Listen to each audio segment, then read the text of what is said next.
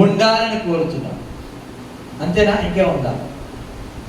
తనకు లోబడాలని కోరుచున్నాడు. ఈ రెండు కూడా మనం ఏం చేస్తామంటే లోబడడానికి ఇష్టపడతాం, కానీ సన్నిధిలో ఉండడానికి ఇష్టపడతాం.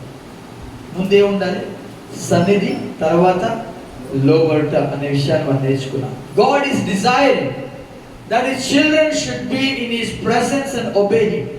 దేవుడు తన బిడ్డలను తన సన్నిధిలో ఉండాలని మరియు తనకు లోబడాలని కోరుచున్నాం. ఇది మొదటి అధ్యాయంలో మనం నేర్చుకున్న పాఠం. రెండవ అధ్యాయం దేని గురించి మనం నేర్చుకున్నాం చెప్పండి. రెండవ అధ్యాయంలో లోబడ్డం, ఇంకా అసలు ఒక మాట ఉంది, ప్రార్థన చేయాలి. Very good. ఇంకా అసలైన మాట చెప్పట్లేదు. అసలైన మాట చెప్పాలి. అసలైన మాట ఉంటుంది అందులో. అసలైన మాట చాలా ప్రాముఖ్యమైన మాట. వెరీ గుడ్, బాగా దగ్గరికి వచ్చాం. దేవుడు మాత్రమే చేయగలడు. అసలైన మాట చెప్పాలి. ఇంకా దేవుడు మాత్రమే చేయగలడానికి ఇంకో మాట ఏమంటాం మనం? God is desiring that his children should pray that salvation is of the Lord. దేవుడు తన బిడ్డలను ఆయన యొద్ద మాత్రమే రక్షణ దొరుకును అని ప్రార్థించాలి అని కోరుచున్నాడు. గట్టిగా దేవునికి స్తోత్రం చెప్తామా? ఎవరి దగ్గర రక్షణ? మనుషులను నమ్ముకున్న కంటే, దాని మీనింగ్ అదే. మనుషులను నమ్ముకున్న కంటే యెహోవాను ఆశ్రయించడం మేలు అన్నాడు. ఎందుకని అంటే, ఎందుకని ఎప్పుడైతే ఈ మాట చెప్పాడో యోనా, ఇమ్మీడియట్గా ఏమైంది తెలుసా? దేవుడు మత్స్యానికి ఆజ్ఞ ఇచ్చాడు. ఏమని? కక్కేసి. మనం ఎప్పుడైతే ఈ మాట పలుకుతామో నీ వ్యాధికి దేవుడు ఆజ్ఞాపిస్తాడు. అప్పుడు ఏం చేస్తుంది? అంతవరకు నిన్ను పట్టుకున్నా, బాధిస్తున్నా, పెయిన్తో, అనేక రకాలైన బాధలతో నిన్ను బంధించిన ఆ మత్స్యం ఏమవుతుంది? కక్కి వేస్తుంది. ఇప్పుడు ఈ మాట పలికింది. ఎవరి యొక్క రక్షణ? ఈ మాట పలకడానికి యోనా ఎన్ని రోజులు పడింది తెలుసా? 3 దినాలు.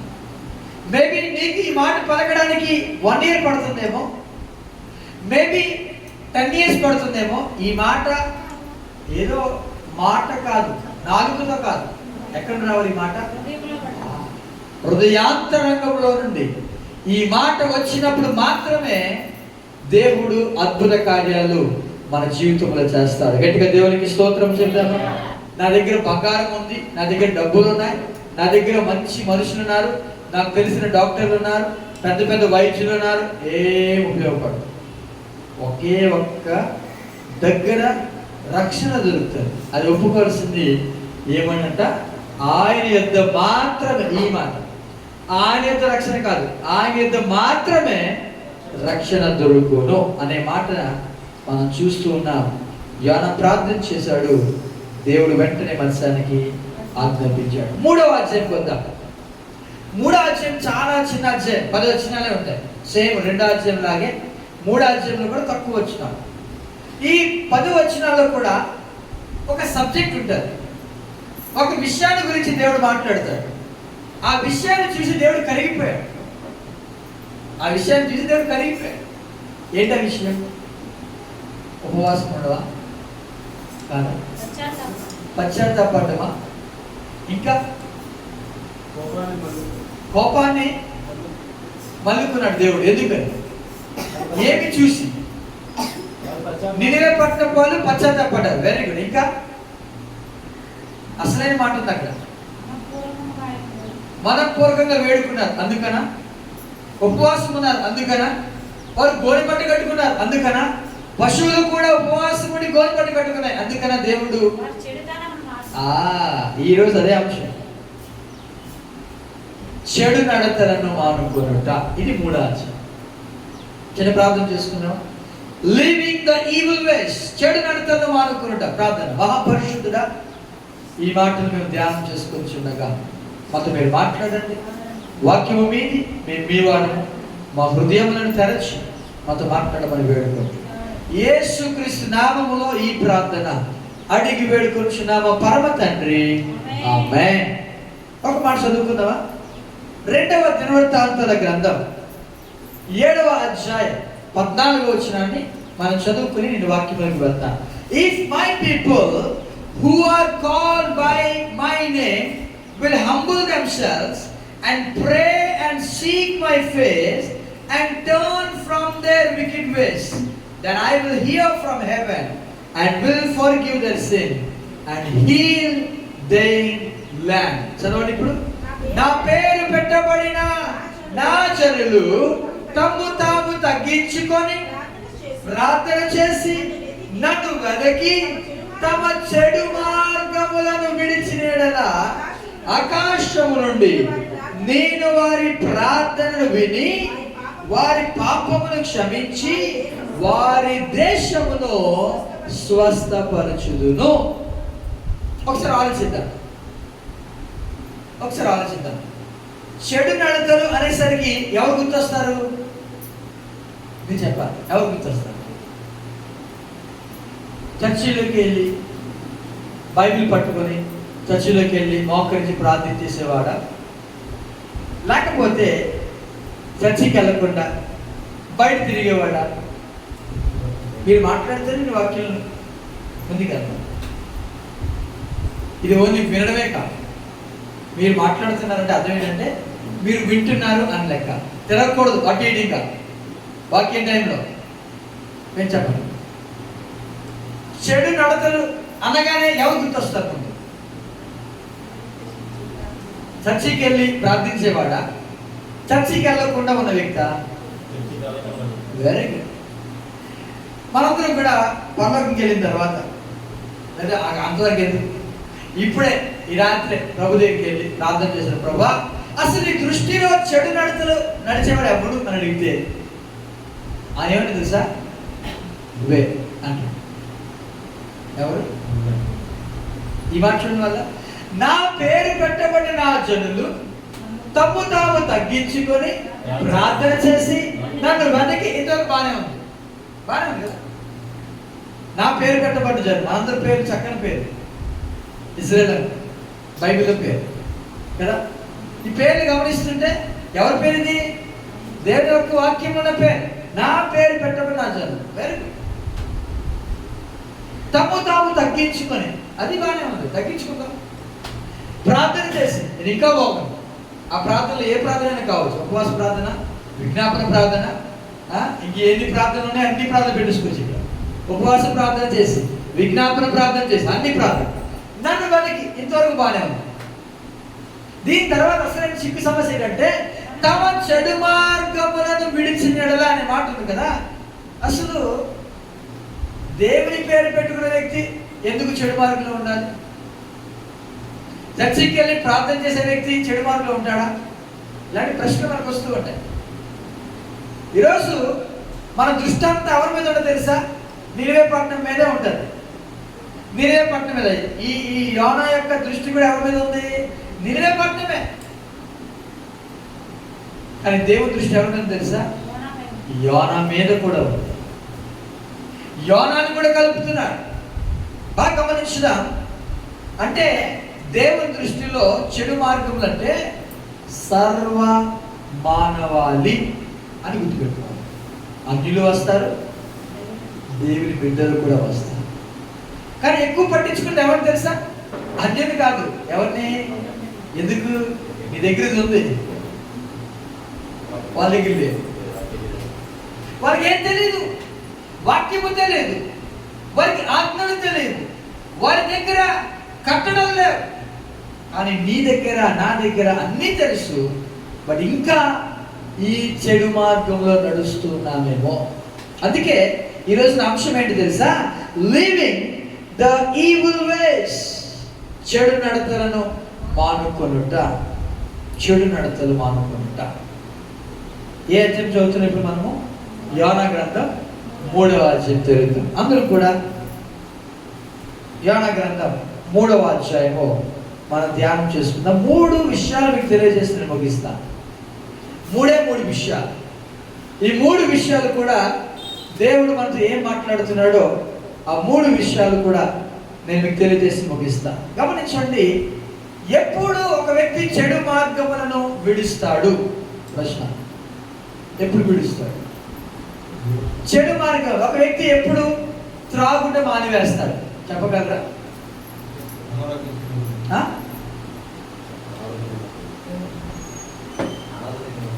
అనారోగ్యం వచ్చినప్పుడు. గుడ్. ఇంకా అనారోగ్యం తగ్గిపోయినది మళ్ళా చెప్పండి. ఇప్పుడు మీరు అనారోగ్యం వచ్చినప్పుడు, వెరీ గుడ్. లోకేష్ అర్లీగా వస్తే నువ్వు ఆపరేట్ చేస్తావు ల్యాప్టాప్. ఇంటికి రావాలి, ఇక్కడికి వచ్చేది. ఓకేనా? మర్చిపో. చెప్పండి.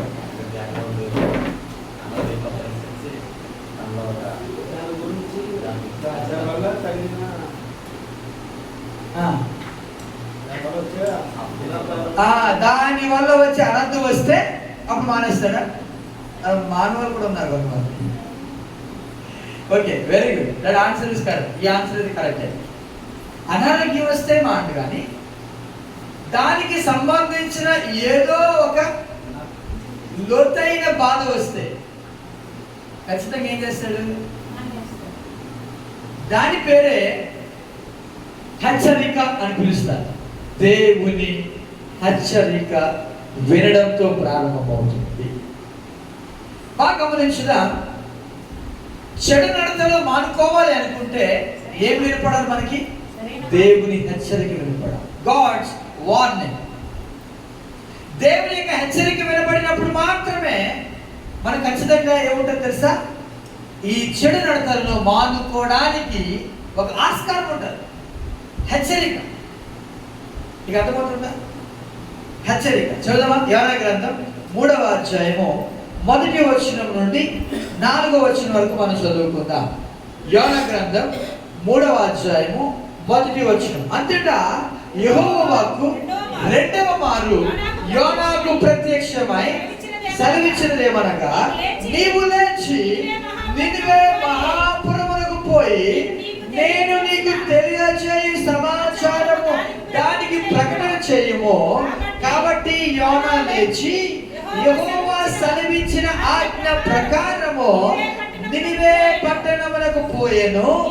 నినివే పట్టణము దేవుని దృష్టికి గొప్పదై 3 దినముల ప్రయాణమంత పరిమాణము గల పట్టణము.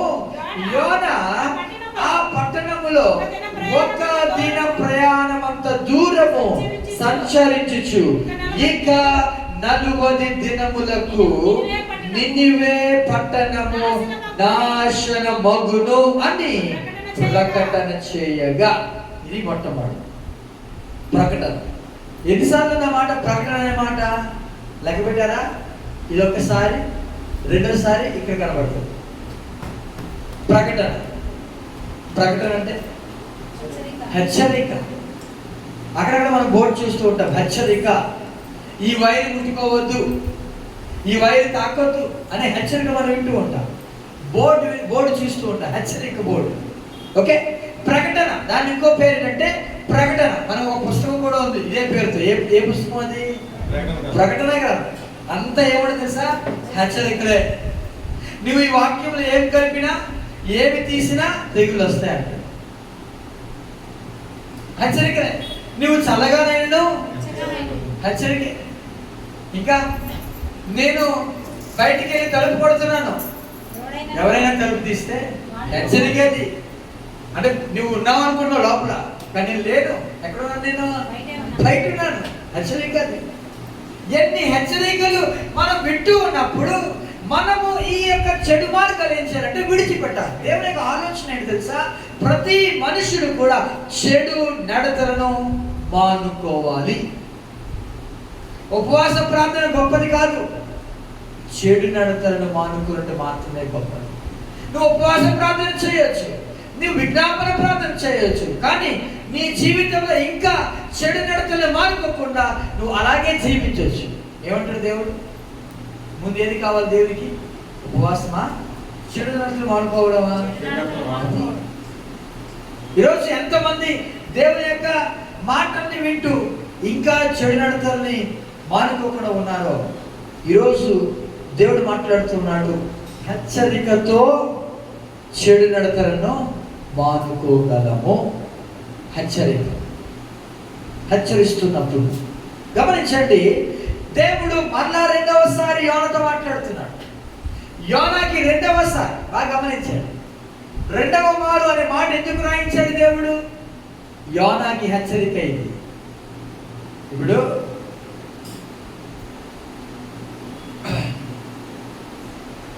ఒక ఎగ్జాంపుల్గా, ఒక వ్యక్తి దేవుని మాట వెళ్ళలేదనుకోండి, దేవుని మాట వెళ్ళారు, వినకుండా పారిపోయాడు. ఏదో ఆపద కలిగింది, వ్యాధి కలిగింది, పడక మీద ఉన్నాడు, ఒక 10 రోజులు ఉన్నాడు. లేచిన తర్వాత దేవుడు మళ్ళా మాట్లాడతాడు. మాట్లాడిన తర్వాత నేను చెప్పిన పని చేస్తామని అడుగుతాడు. ఇప్పుడు ఏమంటాడు ఆ వ్యక్తి? చేస్తానంటాడా, చూద్దామంటాడా? ఎందుకని? హెచ్చరిక ఆల్రెడీ వచ్చేసింది అతను. యోనాకి రెండవసారి మరలా దేవుడు ప్రత్యక్షమయ్యాడు. బాగా గమనించండి, ఒక వ్యక్తి చెడు నడతలు విడిచిపెట్టాడు అన్నాడు కదా, కారణం ఏంటి తెలుసా? ఆ వ్యక్తి హెచ్చరికను విన్నాడు. రెండవసారి మరలా మాట్లాడితే ఖచ్చితంగా దేవుని మాట ఆలకించే తీరుతాడు. నీకు అర్థమైంది ఈ మాట? యోనా దగ్గరికి వచ్చాడు. ఇప్పుడు దేవుడు యోనా అనిపించాడు, చేతి కట్టుకున్నాడు. అలా, ఏంటి ప్రభువా? నువ్వు వెళ్ళాలి నినివే పట్టణానికి, నీవు ప్రకటన చేయాలి. ఖచ్చితంగా చేస్తాను ప్రభువా. ఏ అంత భయం ఎందుకు వచ్చింది ఇప్పుడు యోనాకి? హెచ్చరిక విన్నాడు. ఎన్ని హెచ్చరికలు ఇచ్చాడు తెలుసా దేవుడు?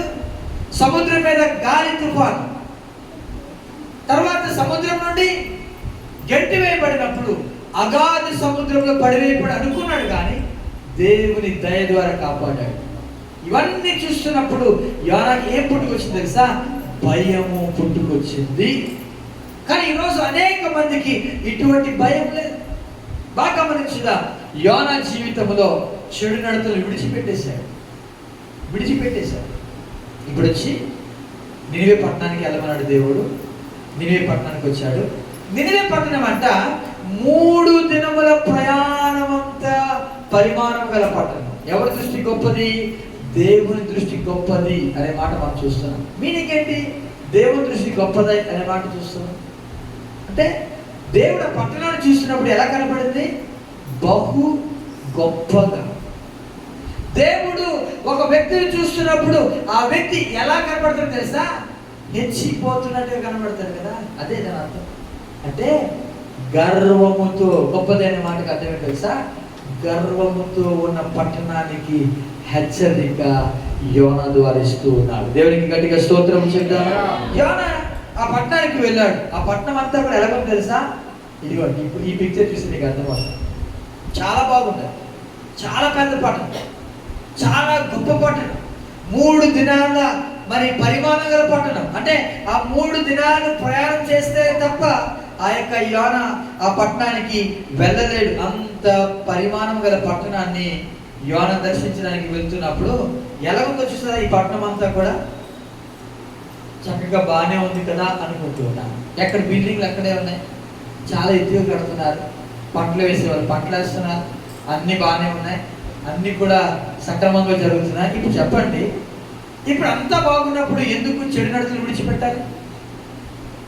ఒక వ్యక్తి త్రాగుతాడు, భయంకరంగా త్రాగుతాడు, క్యాన్సర్ వస్తుంది, ఎక్కడికి వెళ్తాడు?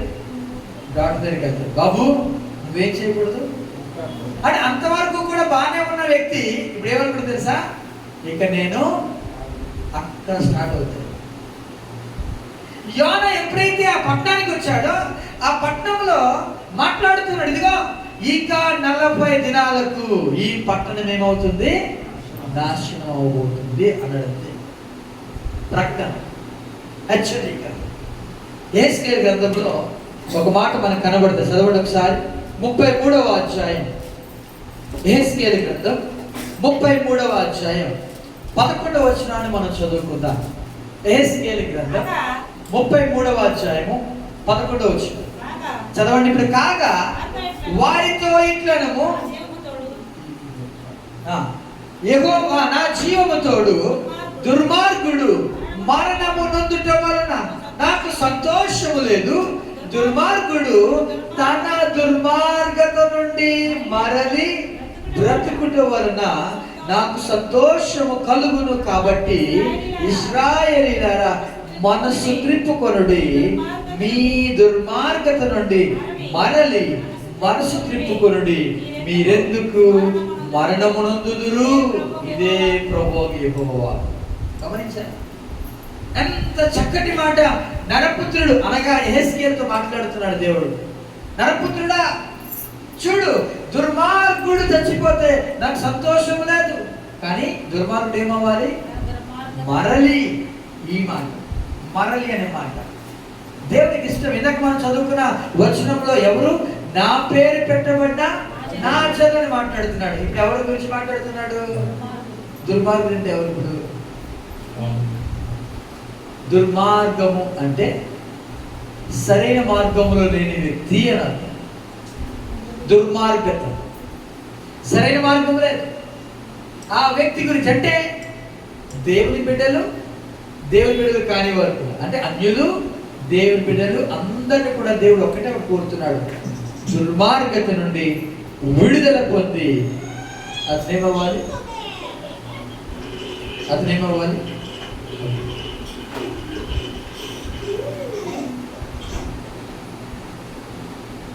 ఏం నొప్పి ఇది? ఇదే నొప్పా?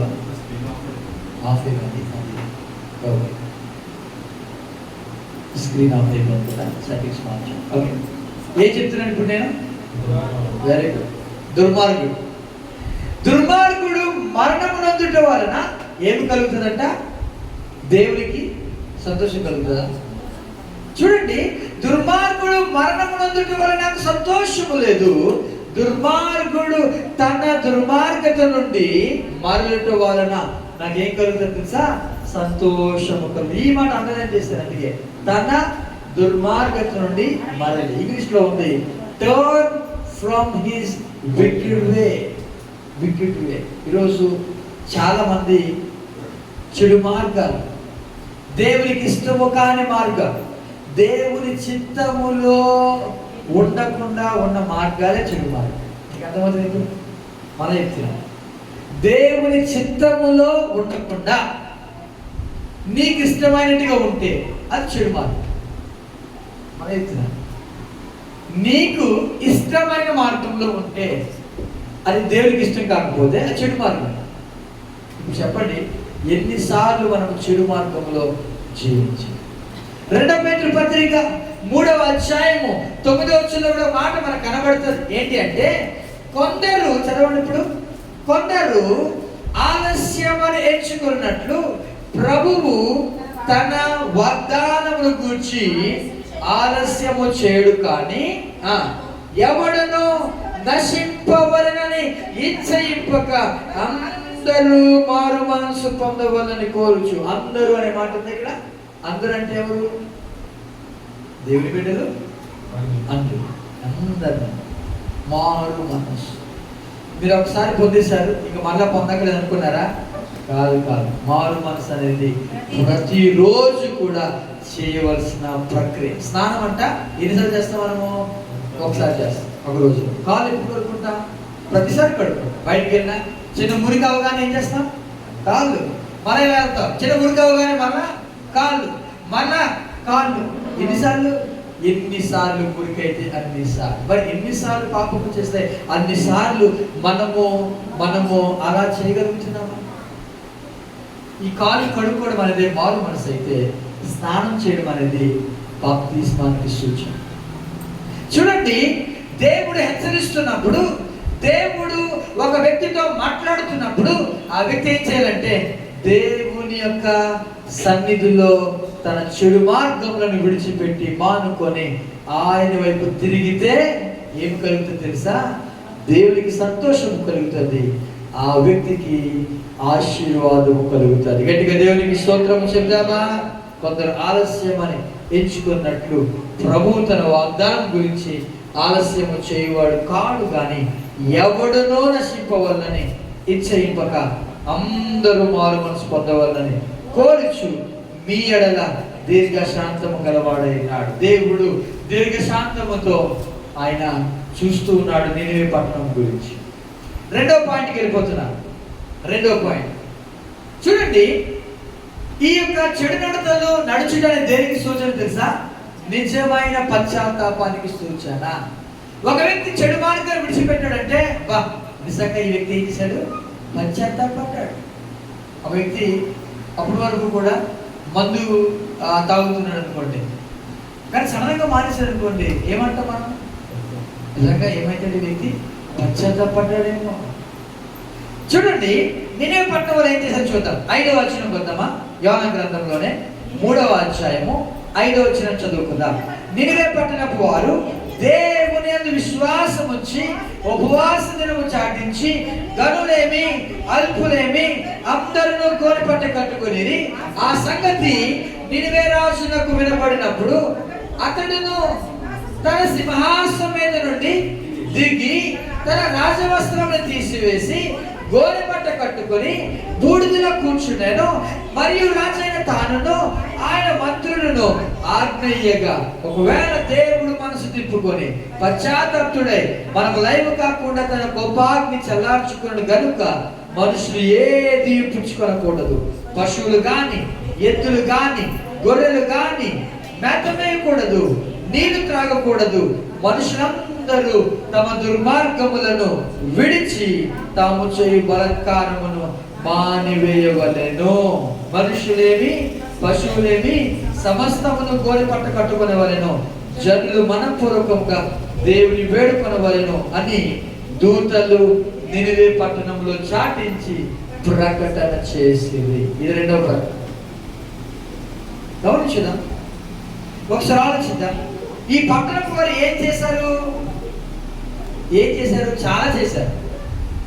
ఒకటి, దేవుని వేడుకున్నారు, దేవుని విశ్వాసం ఉంచారు, ఉపవాసం ఉన్నారు, గోనెపట్ట కట్టుకున్నారు, బూడిదలో కూర్చున్నారు. ఇవన్నీ కూడా ఎవరు చేయాలని చెప్పారు?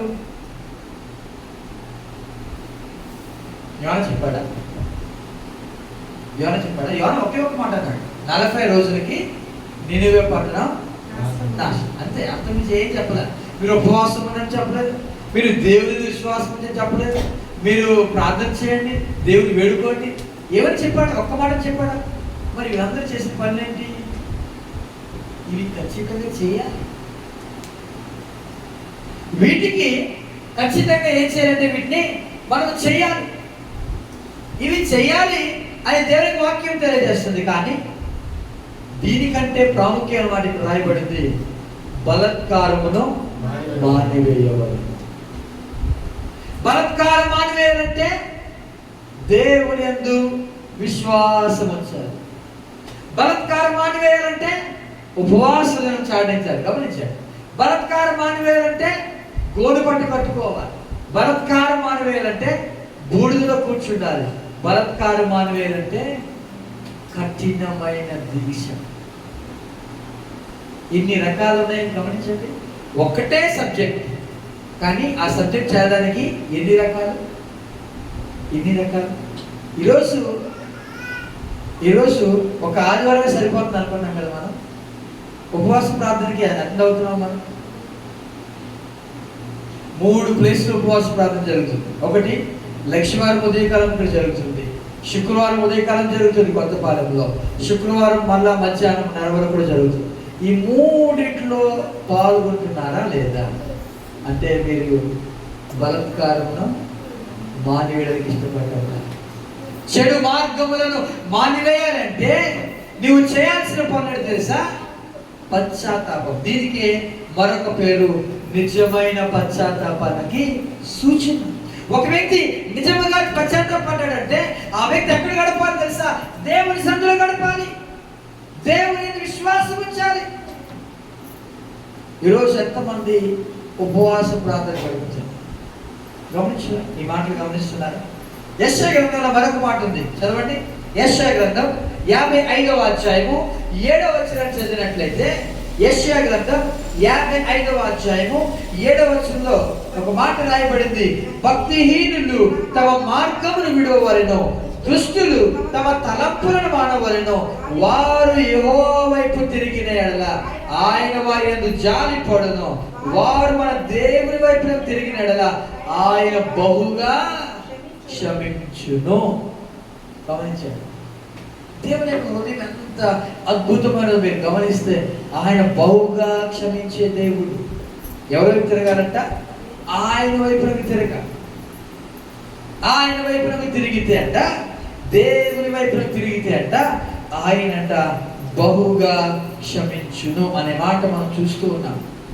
ఈరోజు తమ మార్గములను విడిచిపెడుతున్నా, దుష్టుడు తమ తలంపులను మానుకుంటున్నా, ఇవన్నీ చేయాలంటే కొన్ని పనులు ఉన్నాయి. ఏంటో తెలుసా?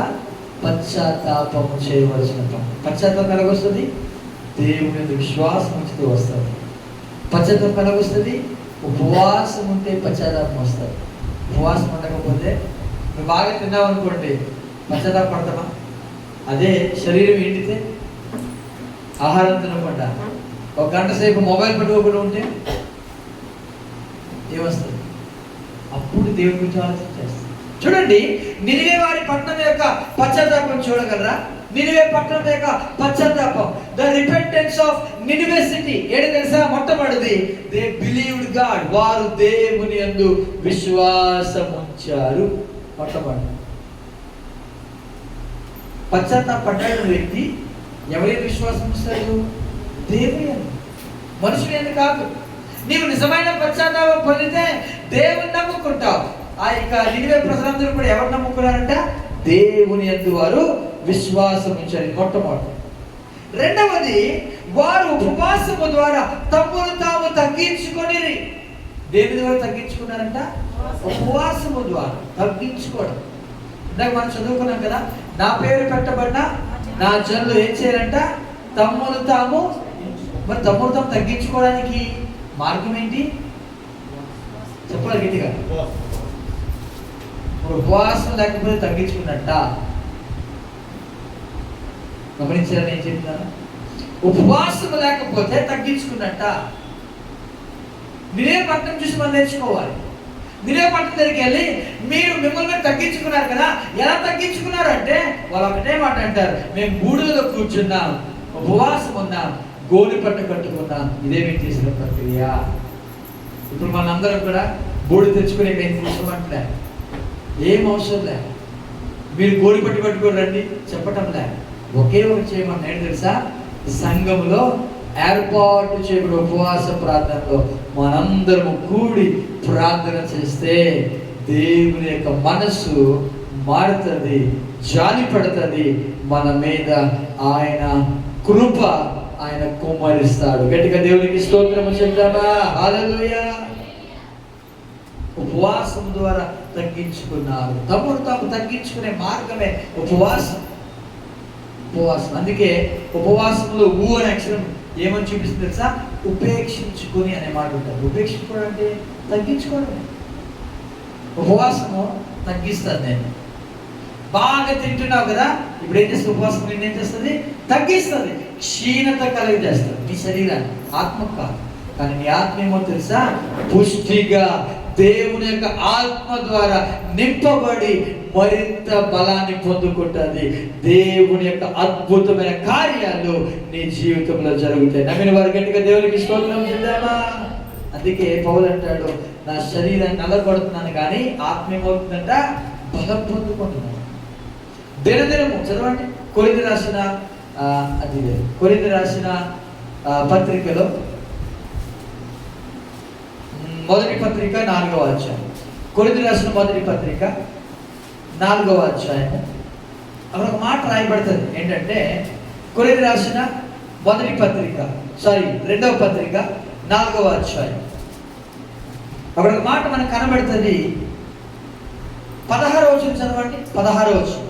కావున మేము అధైర్యపడము, మా బాహ్య పురుషుడు కృషించుచున్నను, ఆంతర్య పురుషుడు దినదినము నూతన పరచబడుచున్నాడు. ఎవరంట? 2 పురుషుల గురించి మాట్లాడుతుంది. ఒకటి బాహ్య పురుషుడు. బాహ్య పురుషుడు ఎవరో కాదు, శరీరం. ఈ శరీరానికి ఇంకో పేరు బాహ్య పురుషుడు. 2, లోపల ఆత్మ ఉంది. ఈ ఆత్మకు మరొక పేరు ఉంది, ఆంతర్య పురుషుడు. ఉపవాసంతో ఉన్నప్పుడు నువ్వు తెల్లలేదు అనుకోండి, మొబైల్ పట్టుకునేది అనుకోండి, చేతులు పీకేస్తాయి. ఎక్కడికి వెళ్ళాలి? అర్జెంటుగా మొబైల్కి వెళ్ళాలి, ఇలా అనాలి, లేకపోతే ఏమవుతుంది? చెప్పరే, చేతులు పీకేస్తాయి కదా, చేతికి ఒకలాగా ఉంటుంది. వెంటనే వెళ్ళాలి. వెళ్ళలేదు అనుకోండి, ఈ శరీరం ఏమవుతుంది సార్? బలహీనమైపోద్ది. కానీ లోపల ఒకటి ఉంది, ఆత్మ, ఆంతర్య పురుషుడంట. దినదినము నూతనముతో తేజరిల్లినట్లుగా దేవుడు అనుగ్రహిస్తాడు. గట్టిగా దేవునికి స్తోత్రం చెల్లాలా. గమనించండి, ఇదే జరిగింది నినివే పట్టణానికి. వారి యొక్క బాహ్య పురుషుడు క్షీణించిపోతున్నాడు. బాహ్య పురుషుడు క్షీణించిపోతే, చెప్పండి మీరు చెప్పడం మాట, బాహ్య పురుషుడు క్షీణించిపోతే, శరీరం పనిచేయకపోతే తాగలడా? ఆ వ్యక్తి తాగలడా? మందు పట్టేది వెళ్ళగలడా? సిగరెట్ తీయగలడా? ఎందుకు చేయబట్టలేదు? ఇప్పుడు ఆ వ్యక్తి బలత్కారం చేయగలడా? చేయడానికి లేదు, శరీరం ఏమైంది. కానీ లోపల ఆంతర్య పురుషుడు రోజు రోజుకి నూతన పరుస్తూ ఉంటే, అలా ఎక్కడికి వెళ్తాడు తెలుసా? దేవుని హృదయాన్ని తాకుతూ ఉంటే దేవుని హృదయము మారిపోయింది. గట్టిగా దేవునికి స్తోత్రము చెప్తావా? అదే జరిగిన ప్రక్రియ. దేవుడు ఎంత కోపంతో ఉన్నాడో తెలుసా? నినివే పట్టణాన్ని నాశనం చేయాలి, నినివే పట్టణాన్ని పూర్తిగా ధ్వంసం చేయాలి అన్నంత కోపముతో ఉన్న దేవుని హృదయము ఎందుకు మారిపోయింది తెలుసా? దేవుని హృదయానికి తాకబడింది నినివే పట్టణం వారి యొక్క జీవితం. ఈరోజు నీ హృదయం, నా హృదయం ఎలా ఉంది? దేవుని హృదయాన్ని తాకగలుగుతున్నామా? దేవుని హృదయాన్ని టచ్ చేయగలుగుతున్నామా? మన యొక్క మాటలు, మన యొక్క ఆలోచన దేవుని హృదయాన్ని తాకితే చాలు, దేవుని హృదయము నీ వైపు ప్రసన్నుడవుతాడు, బహుగా క్షమిస్తాడు అనే మాట అక్కడ రాయబడింది. గట్టిగా దేవునికి స్తోత్రము చెప్తామా? 3వది, వారు మనపూర్వకముగా దేవుని వేడుకున్నారు. 3 విషయాలు. దేవుని విశ్వాసం ఉంచారు, దేవుని ఎదురు తగ్గించుకున్నారు, దేవుని వేడుకున్నారు. ఈరోజు ఈ 3 విషయాలు నిజమైన పశ్చాత్తాపానికి సూచన. నిజమైన పశ్చాత్తాపం కావాలంటే దేవుని యందు విశ్వాసం ఉంచాలి, దేవుని ఎదురు తగ్గించుకోవాలి, దేవుని వేడుకోవాలి. ఈ 3 జరిగితే చాలు, నీ జీవితంలో పశ్చాత్తాపం అనేది దేవుడు అనుగ్రహిస్తాడు. గట్టిగా దేవునికి స్తోత్రం చెప్తామా? నెక్స్ట్ లైఫ్ చూడండి ఒకసారి. ఈ పిక్చర్ చూడండి, ఈ పిక్చర్ చూడండి ఒకసారి. ఎవరు కనబడుతున్నారు ఇక్కడ? Very good. ఎవరు? జక్కయ్యనా? మరి ఎవరు చెప్పట్లేదు? ఒకరు చెప్తున్నాడు. జక్కయ్య కాదు, జక్కయ్య. జక్కయ్య వేరు, జక్కయ్య వేరు. ఓకే, జక్కయ్య గమనించుదాం. జక్కయ్య చెడు మార్గంలో ఉన్నాడా లేదా? ఏంటి చెడు మార్గం? అందరి దగ్గరికి వెళ్ళడం, అన్యాయంగా వసూలు చేసుకో, ఇదే చెడు మార్గం. దేవుని యొక్క చిత్తం కాకుండా నువ్వేం చేసినా చెడు మార్గమే. ఓకే, మళ్ళీ చెప్తున్నారు, దేవుని చిత్తం కాకుండా నువ్వేం చేసినా చెడు మార్గమే. అంటే దేవుని చిత్తాన్ని ఎంత కేర్ఫుల్గా, జాగ్రత్తగా మనము తీసుకోవాలి కదా ఈ మాట. దేవుని చిత్తం కాకుండా నువ్వేం చేసినా అది దేవుని చిత్తం అయితేనే. సపోజ్ ఏదైనా, అది వివాహమైన కావచ్చు, లేకపోతే ఉద్యోగమైన కావచ్చు, ఏదైనా కావచ్చు. దేవుని చిత్తం లేకుండా నువ్వు ఉద్యోగం చేస్తున్నావా, ఖచ్చితంగా చెడు మార్గమే. దానివల్ల ఆశీర్వాదం ఉండదు. దేవుని చిత్తం లేకుండా ఏం చేసింది బాగా గమనించుదా. ఈ వ్యక్తి దేవుని చిత్తంలో లేడు. అందరి దగ్గరికి వెళ్ళడం, ఇదిగో ఇంత వచ్చింది అమౌంట్ ఇవ్వాలి అని వాడిని బలవంతం చేయడం, వాడి దగ్గర అన్యాయంగా వసూలు చేయడం. ఒకరోజు యేసయ్య ఆ చెట్టు దగ్గరికి వచ్చాడు, పైన చూసి పైన కూర్చున్నాడు. అందరి దగ్గర వసూలు చేసుకున్నాడు, హాయిగా పైన కూర్చున్నాడు. జక్కయ్య త్వరగా దిగన్నాడు. తీసుకెళ్ళాడు, ఇంటికి తీసుకెళ్ళిన తర్వాత అక్కడ కూర్చున్నాడు యేసయ్య, ఏం మాట్లాడలేదు. జక్కయ్య నిలబడి అంటాడు, అయ్యా నేను ఎవరి దగ్గరైనా ముందంటాడు, నా ఆస్తుల సగాన్ని పేదలకి ఇచ్చేస్తా అన్నాడు. బాగానే ఉంది. నేను ఎవరి దగ్గరైనా అన్యాయంగా దేన్నైనా తీసుకుంటే, ఈ మాట గమనించాడు. పర్టికులర్ ఒక మాట చెప్పట్లే, దేన్నైనా అంటే ఎన్ని రకాలు తీసుకున్నాడో ఆ వ్యక్తి, ఎంత అన్యాయం చేశాడో ఆ వ్యక్తి, ఎన్ని విషయాలు తీసుకున్నాడో, పప్పులు లేదా ఉప్పులు, రైస్, ఏదైతే అది అన్యాయంగా వసూలు చేయడమే. అయ్యా డబ్బు లేదు నా దగ్గర అంటే, నీ దగ్గర ఏముంది అడిగేవాడు. నా దగ్గర ఒక కేజీ బియ్యం ఉంది, ఇచ్చేసాయి, కేజీ బియ్యం ఇచ్చేసాయి. ఆ రోజు వాళ్ళు పస్తులు ఉన్నారు. డబ్బులు లేవు అన్నాడు ఆ వ్యక్తి. డబ్బులు లేవంటే ఏం చేయాలి? సరే నేను రేపు వస్తా అన్నాడు కదా. జక్కేవాడు తెలుసా, కుదరదు, నీ దగ్గరే ఉంది ఇవ్వు. మరొక ఇంటికి వెళ్ళాడు, డబ్బులు ఇవ్వన్నాడు. అతను అనుకుంటే నా దగ్గర డబ్బులు లేవు సార్, రేపు ఇస్తాను సార్. అప్పుడప్పుడు చూస్తాం కదా మనకి, రేపు లేదు రేపు ఇస్తామంటే ఏం మాట్లాడకుండా ఒకే ఒక మాట అన్నాడు, నీ దగ్గర ఏముంటుంది? ఆయిల్ డబ్బా ఉంది, ఇచ్చేసాడు. ఏది తీసుకున్నాడో ఇప్పుడు ఏం చేస్తారు సార్? ఏసై వచ్చిన తర్వాత అన్నాడు, నేను 4 గంటలు 4 ఆయిల్ డబ్బా ఉంటాయి కదా, 4 తీసుకున్నాడు. ఇంటికి వెళ్ళాడు, 4 డబ్బులు ఇచ్చేసాడు. బియ్యం ఎన్ని కేజీలు చెప్పాడు ఇందాక? నేను 2 కేజీలు ఇక్కడ, ఇప్పుడు 4 కేజీలు 8 కేజీలు బియ్యం తీసుకున్నాడు. ఆ వ్యక్తి ఇంటికి వెళ్ళాడు, ఇదిగో ఈ బియ్యం తీసుకో. ఏది తీసుకున్నాడో అదంతా కూడా ఇదండి పశ్చాత్తాపం అంటే. ఈ పశ్చాత్తాపం రావడానికి గల కారణం ఏంటి తెలుసా? 3 కారణాలు. దేవుని మీద విశ్వాసం ఉంచాడు, దేవుని తగ్గించుకున్నాడు, దేవుని వేడుకున్నాడు. ఎలా తెలుసా? ఈ 3 ఉన్నాయి. చెప్పండి, చూపించమంటారా? చక్కగా ఒక కోరిక ఉంది, ఏంటి తెలుసా? యేసయ్యను చూడాలి చూడాలి చూడాలి, అదే విశ్వాసం. తగ్గించుకున్నాడు. యేసయ్య రాగానే చక్కగా త్వరగా దిగు అనగానే ఏం చేశాడు? అక్కడి నుండి దూకేశాడు, తగ్గించుకున్నాడు, దేవుని వేడుకున్నాడు. అలా తెలుసా? ఆయన అక్కడ ఉన్నప్పుడు చక్కగా నిలబడి అంటాడు, అయ్యా నా ఆస్తుల సగాన్ని పేదలకి చేస్తాడు. వేడుకున్నాడు, దేవుని ప్రార్థన చేశాడు. గమనించండి, మనం ఎవరికైనా ఇచ్చినప్పుడు ఏం చేస్తాం? ప్రార్థన చేస్తాం, ప్రేరేపణ కోసం. దేవుని వేడుకున్నాడు. 3 విషయాల్లో పశ్చాత్తాపము జక్కయ్య హృదయంలో కలిగింది. దేవుని విశ్వాసం ఉంచాడు, దేవుని దగ్గర తగ్గించుకున్నాడు, దేవుని వేడుకున్నాడు. అంటాడు యేసయ్య ఒకే ఒక మాట, ఇతడును అబ్రహాము కుమారుడే. గట్టిగా దేవునికి స్తోత్రం కదా. ఊరికి అనలేదు ఆ మాట ఆయన. ఈ 3 విషయాలు చూశారు జక్కయ్య. దేవుని విశ్వాసం ఉంచడం, దేవుని తగ్గించుకోవడం, దేవుని మనపూర్వకంగా వేడుకోవడం. ఈరోజు మన జీవితంలో ఉన్నాయా? దేవుని విశ్వాసం ఇస్తున్నామా? ఇలా చేస్తే అంట మన జీవితంలో చెడు నడతలు విడిచిపెడుతున్నట్టు. ఇలా చేస్తే ఏమవుతుంది తెలుసా? 3వ విషయం చెప్పి నేను ముగిస్తాను. బ్రింగ్స్ గాడ్స్ మర్సీ, దేవుని జాలిని తీసుకుని వస్తుంది. ఏంటి? చెడు నడతలు మానుకుంటే మన దగ్గరికి వచ్చేది దేవుని యొక్క జాలి నీ దగ్గరకు వస్తుంది. గట్టిగా దేవునికి స్తోత్రం చేద్దాం. ఏం మానుకుంటే చెప్పండి? ఏం మానుకుంటే? మీ పక్క వారికి షేకండి, చెప్పండి. చెడు నడతలు మానుకుంటే దేవుని జాలి నీ దగ్గరికి వస్తుంది చెప్పండి. ఈ చెప్పరా? మీ పక్క వారికి షేకండి ఇచ్చి నీవు చెడు నడతలు విడిచిపెడితే దేవుని జాలి నీ దగ్గరికి వస్తుందని చెప్పండి. మళ్ళా చెప్పండి. మీ పక్కన ఎవరు లేకపోతే మీ ముందు వరకు చెప్పండి. నా దగ్గర ఎవరు లేదే అంటే నేను కూర్చొని కాదు. చెప్పండి, ఏమొస్తుంది చెప్పండి. ఇప్పుడు ఎంతమంది దేవుని జాలి కావాలి? దేవుడు నా మీద జాలి పడాలని చాలాసార్లు మనం అడుగుతూ ఉంటాం కదా. అదే దానికి మరొక పేరు కృప. కృప కావాలి ఎంతమంది ప్రార్థన చేస్తున్నారు? అది కావాలంటే ఏం విడిచిపెట్టాలి? చెడు నడతలు విడిచిపెట్టాలి. నేను అన్యుల వల్ల జీవిస్తాను, నేను అలా జీవిస్తాను, నేను ఎలా జీవిస్తాను అంటే కుదరదు. దేవుని జాలి రాదు. నినేవే పట్టణం మీదకి ఏమొచ్చింది తెలుసా? దేవుని ఉగ్రత రాలే, దేవుని జాలి. చెప్పండి, ఇప్పుడు నీ మీదకి దేవుని ఉగ్రత కావాలా, దేవుని జాలి కావాలా? చెప్పండి, ఏం కావాలి చెప్పండి. ఇంకా గట్టిగా చెప్పండి. ఏం కావాలి మన మీదకి? మన కుటుంబాల మీదకి ఏం కావాలి? దేవుని ఉగ్రత కాదు,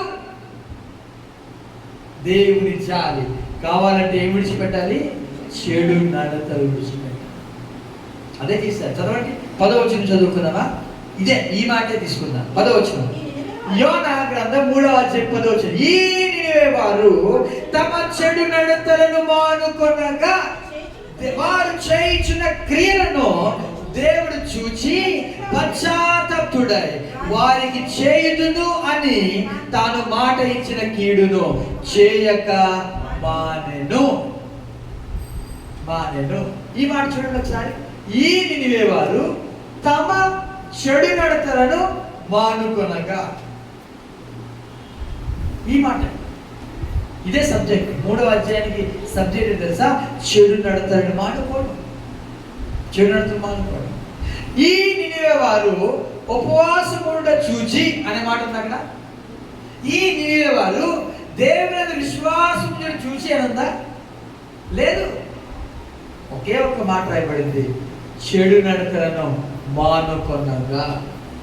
అడగండి, చెడు నడత అంటే ఏం కాదు, ఒకే ఒకటి, దేవుని చిత్తము కానిది అది చెడు నడత. అందుకే మనం ఏం ప్రార్థన చేయాలి? యేసు ఏం చేశాడు? ప్రార్థన గెత్సేమనే తోటలో ఏమని చేశాడు? తండ్రి, నీకు ఇష్టమైతే ఈ గిన్నె నా నుండి తొలగించు. పౌలు ఏమని ప్రార్థన చేశాడు? ఈ ముళ్ళును తీసివేయి ప్రభువా అని ప్రార్థన చేశాడు. దేవుడి చిత్తం ఏంటి? తీసివేయట కాదు. ముళ్ళు ఉంటుండగానే నేను ఏం చేస్తాను? నా కృప నీ మీద కురిపిస్తాను. గట్టిగా దేవునికి స్తోత్రం చేద్దామా? నీకు అర్థమవుతుందన్న మాట. ఏం చేయాలి మనం మన జీవితాల్లో? దేవుని చిత్తాన్ని జరిగించువాడు మాత్రమే నిరంతరము నిలుస్తాడు. నిలవడు. దేవుని చిత్తం ఏంటి? దేవుని చిత్తం ఏంటి? నీవే అడగాలి. దేవుడు, అయ్యా అసలు నీ చిత్తం ఏంటి ప్రభా, నేనేం చేయమంటావు అని దేవుని అడుగుతున్నావు రోజు కూడా. ఇది ప్రతిరోజు అడగాల్సిన మాట. అయ్యా ఈ దినాన్ని నేనేం చేయాలో నీ చిత్తానుసారంగా నాకు నేర్పించండి. చిత్తానుసారంగా ప్రార్థన చేయుట, చిత్తానుసారంగా దేవుని వేడుకుంటా, చిత్తానుసారంగా నడుచుట ఎవరైతే చేస్తారో దేవుని యొక్క జాలి వారి మీదకి కుమ్మరించబడతాది. గట్టిగా దేవునికి స్తోత్రం చేద్దామా? గమనించండి, ఈ పిక్చర్ చూడండి. భయంకర నరహంతకుడు అండి వ్యక్తి. ఎన్నో కొన్ని వేల మంది కుటుంబాన్ని చంపిన వ్యక్తి. ఆ వ్యక్తి భయంకరమైన వ్యక్తి. ఇది అంటారు కదా, సైకో కిల్లర్ అంటారు ఆ వ్యక్తి. ఇప్పుడు ఒకసారి అనుకుందా, ఈ వ్యక్తి చెడు నడతలు విడిచిపెడితే దేవుని జాగ్రత్త మీదకి వస్తుందా రాదా? చెప్పాలి.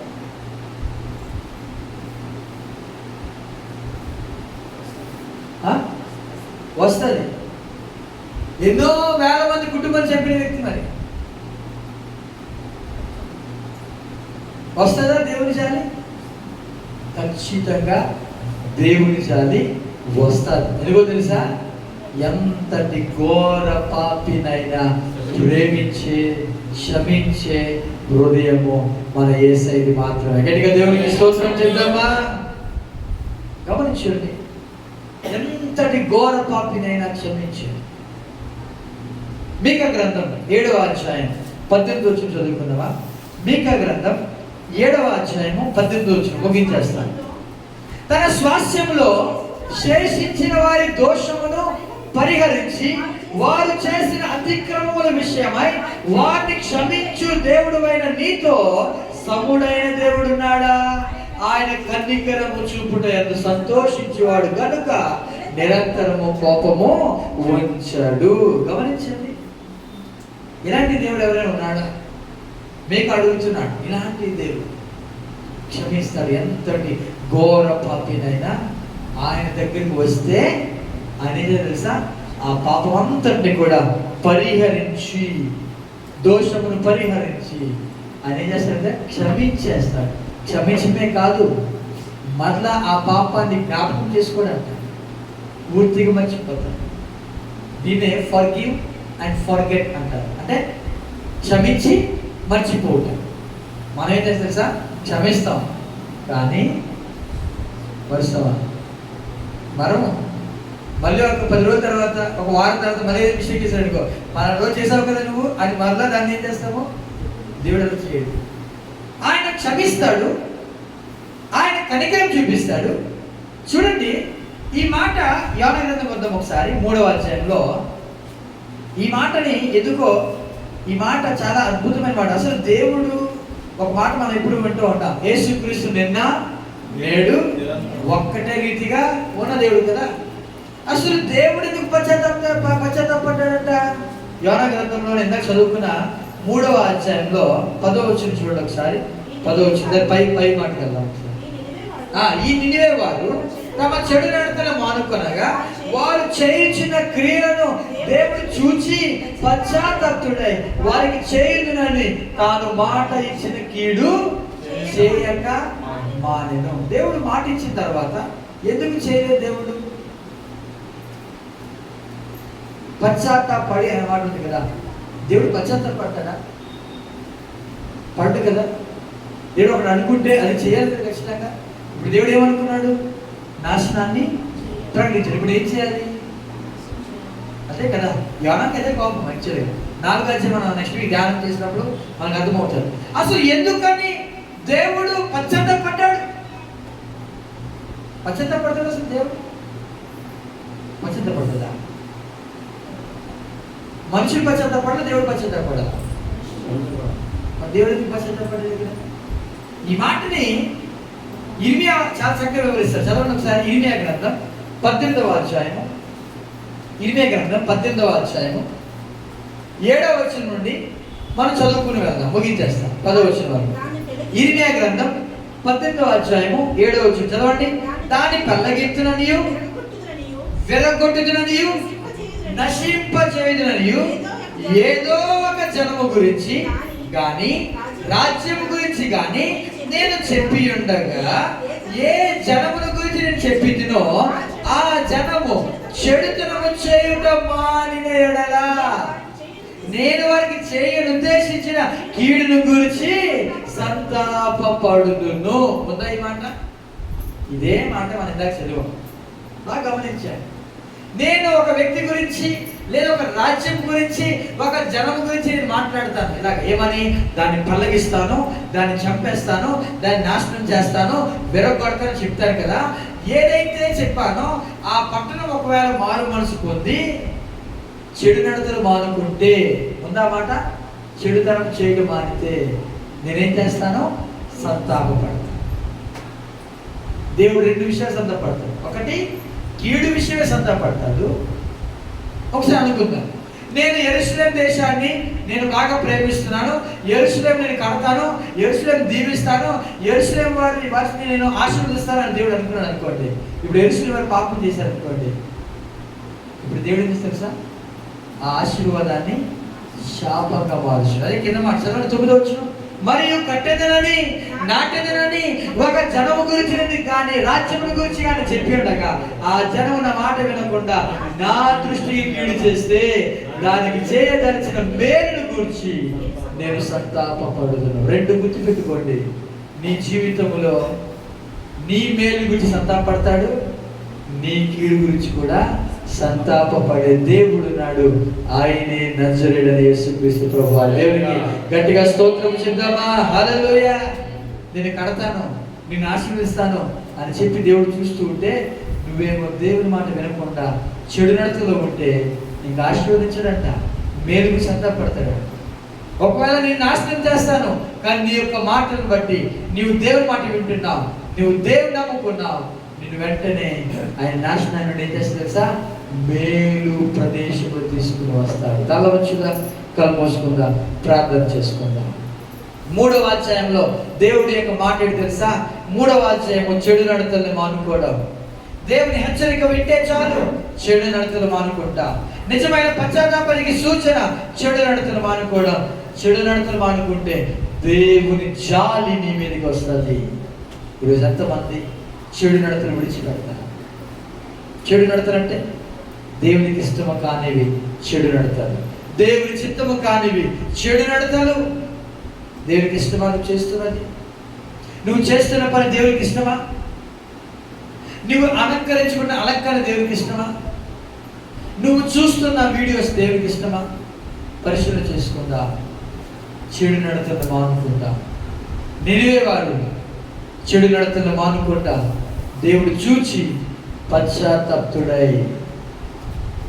ఈరోజు సంతాపడతాడు. దేవుడు నిన్ను బట్టి, నీకు వచ్చిన కీడుని బట్టి సంతాపడతాడు, నీకు వచ్చిన మేలు గురించి కూడా సంతాపడతాడు.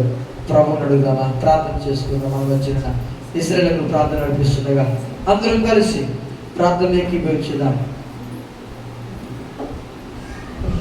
ప్రార్థిస్తున్నాం. స్తోత్రం స్తోత్రం స్తోత్రం తండ్రి, పరిశుద్ధాత్మ నీకు వందనాలు తండ్రి, నీకు వందనాలు తండ్రి, సాగరిస్తాను తండ్రి, నీ పరిశుద్ధాత్మ ద్వారా